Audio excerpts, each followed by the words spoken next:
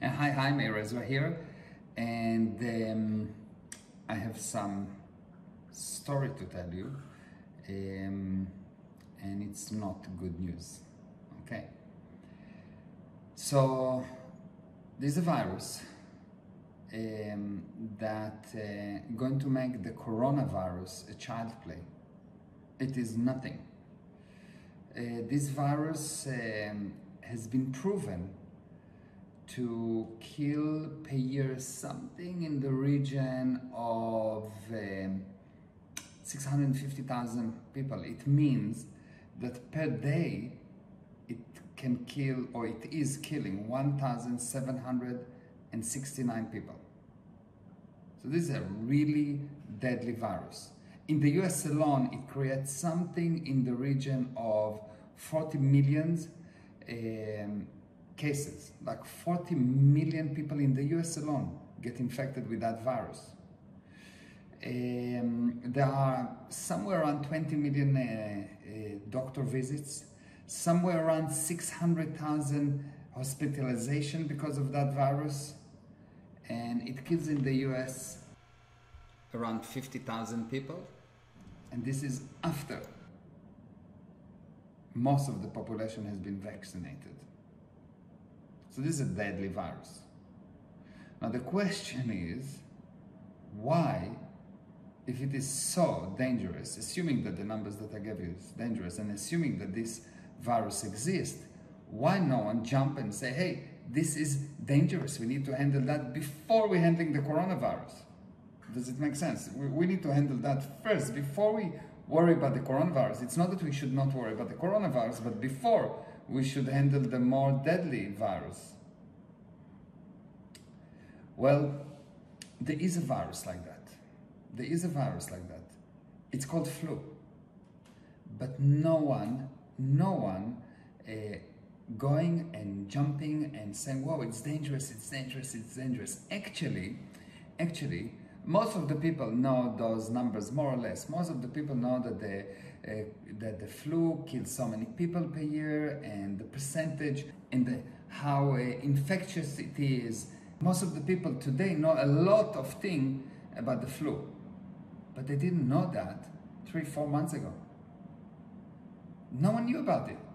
It was killing quietly, and no one got worried about it. No one got into hysteria. No one even knew the numbers. It was flu.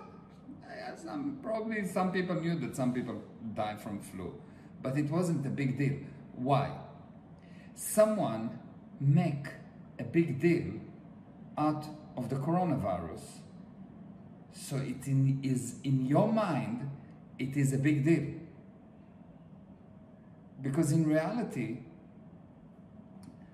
the coronavirus, for most people, is just a flu, a mild flu. Yes, it kills people, but it's normal.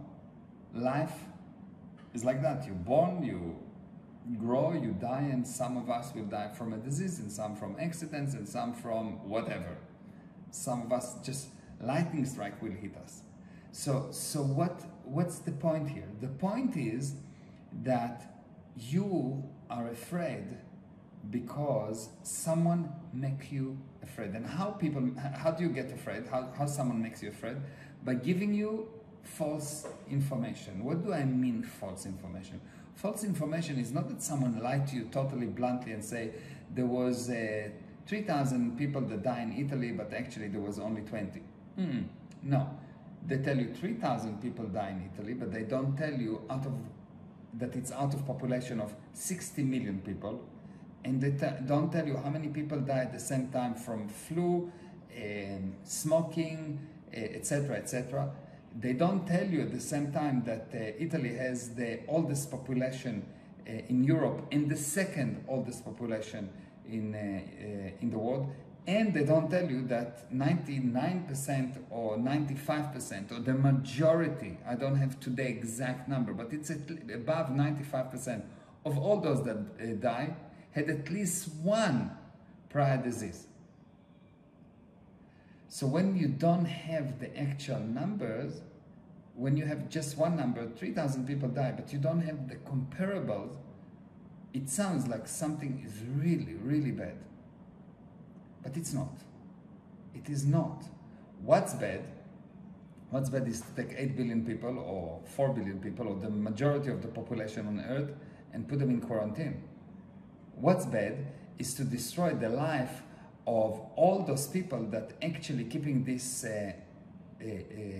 planet working, the businessman, the working person, and all of a sudden they don't get salary, and all of a sudden a businessman cannot survive because most businessmen will not survive within if they don't have income every month because they need to pay salaries.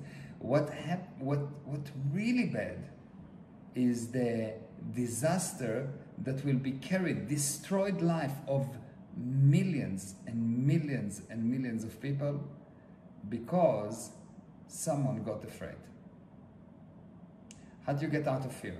Well, let's have a look. Fear is an unwillingness to communicate, or you actually, when you're afraid, you don't see, you don't perceive. So if you don't perceive what you're afraid of, obviously don't exist. If you cannot see it, it's what you're afraid of is not what you're afraid of, yes? You're afraid of something that do not exist. So what you need to do is to start to look and look for yourself. What do I mean look for yourself? There's one thing to listen and to be a parrot. You hear something in the news and you're parroting it. Okay, it's not recommended, but okay. The correct way is to hear something, to find more similar data around it, so it will give you an idea. Does it make sense? Is it correct? You need to compare it to something else that you know that has been established as correct beforehand. So only when you have something that you know for sure there's 8 billion people on the planet, you know for sure that there are 60 million people in Italy, you know for sure all kind of things. So you compare it to what you know, so it gives you, it put it in proportion, because otherwise one number mean nothing.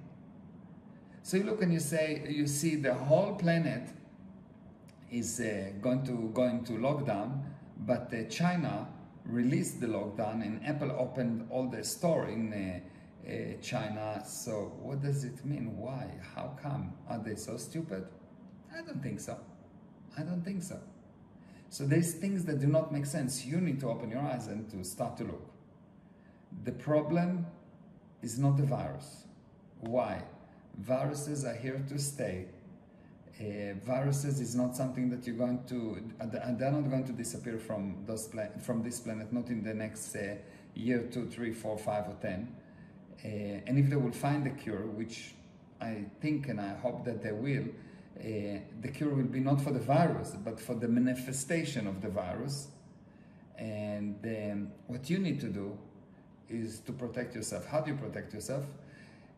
Only people that are afraid, only people that are weak, either physically or in the mind, will get sick.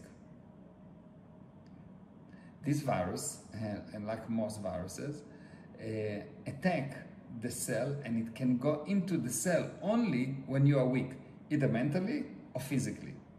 Well, physically, if you are weak, of course, you need to take vitamins, you need to do all kind of things that you can do to make the cells immune for viruses. But most of us are not sick, and what we need to is to make sure that we don't have spirona, spiritual corona. What does it mean? It means that you are so afraid, so afraid, so afraid that you make yourself sick. If you are afraid of something, you become the effect of that thing, and it can and will hurt you. You want to protect yourself? You want to protect your family, your children, your friends? What you need to do is, despite anything to the contrary, to stop being afraid. What you can look at is, well, what could be, well, we have the corona, and how can the corona become worse? What could be worse than the corona? What could be worse than the corona? So once you will come up with enough things that are worse than the corona in your mind, you will see that the corona is not so bad. There are many things that could be worse than the corona. Destroyed life, destroyed businesses, destroyed economy, destroyed countries is much worse than the corona. Now, I want to make sure that you understand that I'm not saying that you need to do anything illegal. I'm not saying that you should break the quarantine. I'm not saying that you should not listen to the government. I'm not saying any of these things. I just say you need to look for yourself. I say you look for yourself. And for sure, if you are sick, go to see a doctor. They are really, really good at helping you once you are sick. But before you get sick and while you get sick, use some other methods, improve your immune system, do different things that is very well known to improve, to strengthen your defense against viruses, and most important thing, improve your spiritual condition, improve your frame of mind, improve your outlook on life. And as a bonus, you will see that many other areas in your life will improve. Okay, that's all, Meir Ezra, and I'll see you tomorrow with some more videos. Bye-bye.